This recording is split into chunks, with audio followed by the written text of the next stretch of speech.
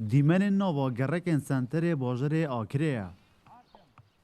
مر و مولات که زور دهتا دیتن چند ساله که به خودان کرنا وان بویا دیارده که گلک زور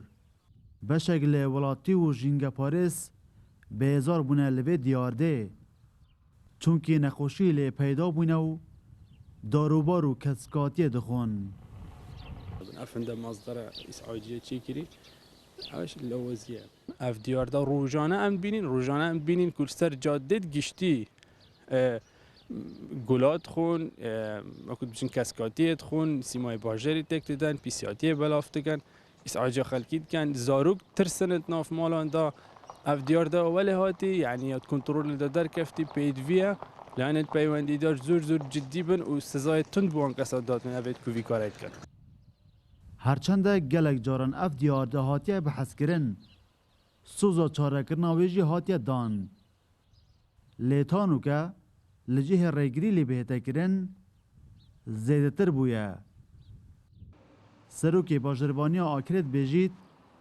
برفرهبونا سنور باجروانی و نبونا یاسا که تایبت و هاری کاری نکرنا بشکل مختاران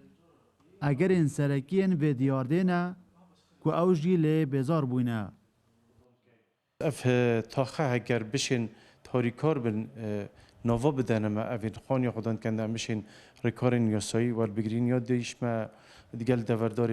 آکر داخوزا کمبونه که کریه که مختارن تاخه تاریکار بن اف مختاره تاریکار نینه دیگل ما بلکو برو واجی زوربا مختارش با که دیف پیزانین ما مرمالاتا خوداند کن لو ما داخواست کریه که کمبونه که بیتر خستن جدی سر و بابتی کار بید لگوری زانیاریان بشکل ولاتیان جبر دستکورتیه پناید بنبر و دیارده بشکا دیتر جی هر جه که وندوان مر و مالات به خودان کرینه لوان چند سال دومهی که دا گلیه که زور دروز بویو ولاتی دخوازن بهتا سنودار کرن دلبرین غازی کرسات نیوز آکره